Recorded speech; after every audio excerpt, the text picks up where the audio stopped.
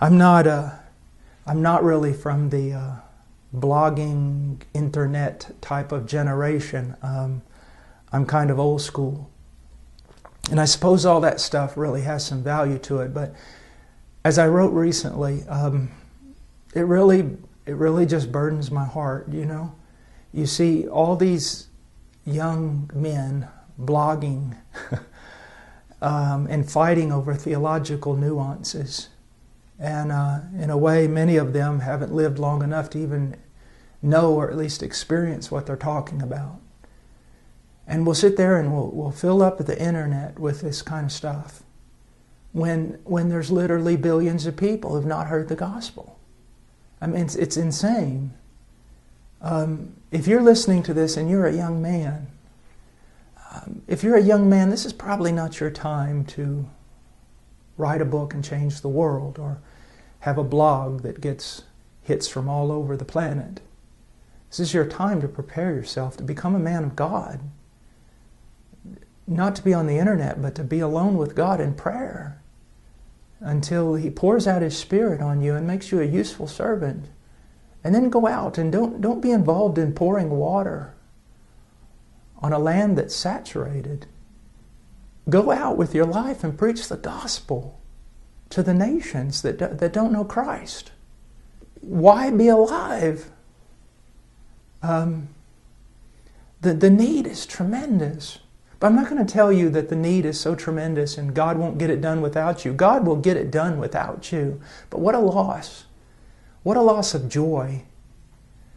You know, I invite you to a life of just real sacrifice and a life of joy unspeakable and full of glory. Some of you young men, you need to think about this. You need to think about going out there and preaching the gospel, suffering for Christ and relishing that suffering. Now, I'm 49 years old and my body is broken into a million pieces. Like Robert Murray McShane said, you know, the Lord gave me a message and a horse, and I've killed the horse. And I feel that way, but I can tell you this, I'm glad. I'm glad.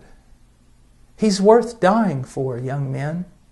And don't waste your life trying to be a theological expert to a bunch of people who already probably know more than you do. Get out there and preach the gospel. Go to the fields. Go to the places where it's dark. Preach the gospel of Jesus Christ. There's, you know, right now I'm just rejoicing in what God's doing in India and Nepal, but there's Tibet. You know, I ask God, when are you going to open the door for Tibet? And China? And when are you going to open the door for Mongolia? A friend of mine out in California, an acquaintance of mine, Larry Pan, he has on his website or whatever, he said that he would rather be on the front lines preaching than jostling for prominence on the stage. Young men, go somewhere and die, that only God and hell will know your name. God because He loves you, and His Spirit is powerful upon you, and hell because hell hates you. Go somewhere and preach the gospel. You know, I sometimes read the Puritans, and well, I like the Puritans a lot, and Martin Lloyd-Jones and Charles Spurgeon, and then I look at the modern day preachers that we have been so blessed with. You know, men like John MacArthur and John Piper and Joel Beakey and so many brilliant men, Wayne Grudem and all these men. They're older men and they've studied a lot and God's given them a voice. Young men, don't try to be them, at least not now. And don't think that America needs you so much.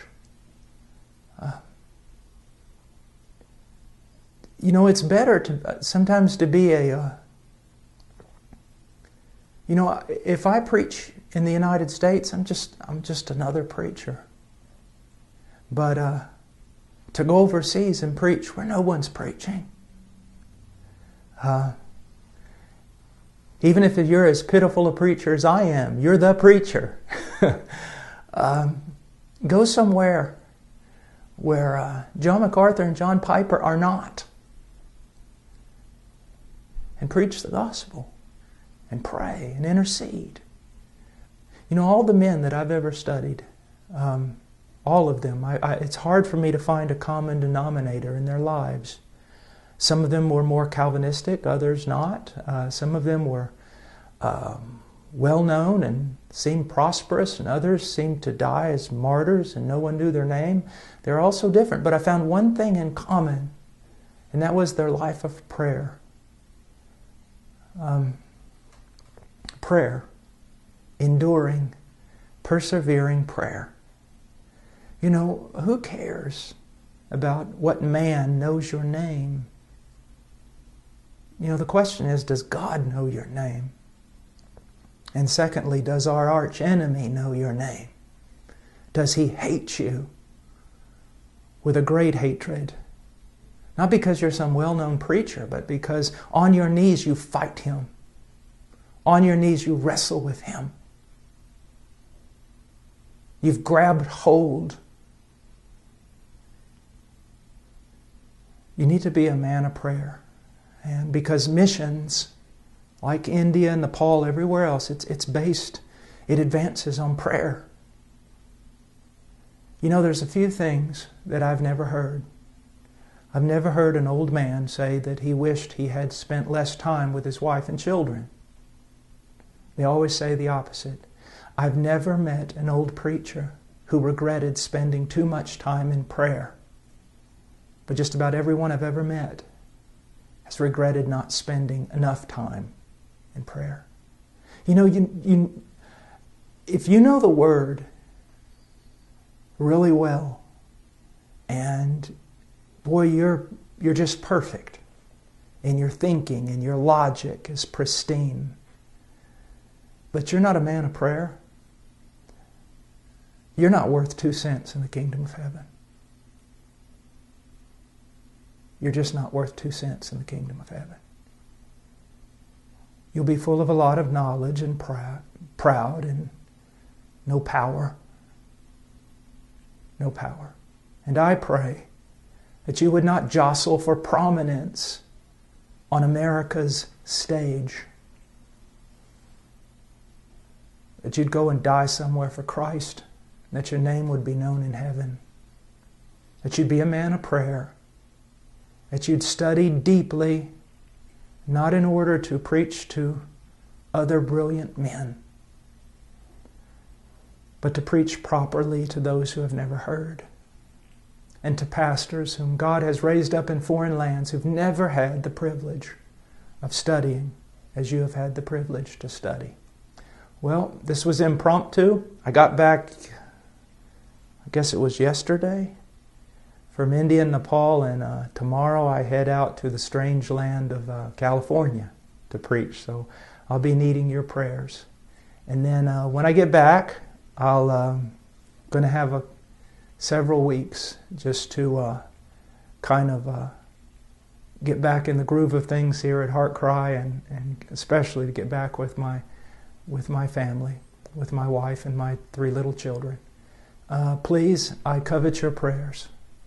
My life, for whatever it is, it depends upon the prayers of the saints.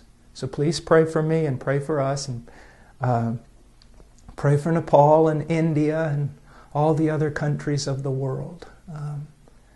That Christ's name will be great among the nations, from the rising to the setting of the sun, and that He will receive the full reward for all His suffering.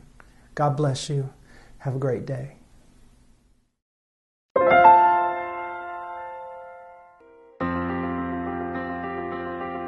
Please visit our website at heartcrymissionary.com. There you will find information about the ministry, our purpose, beliefs and methodologies, and extensive information about the missionaries we are privileged to serve.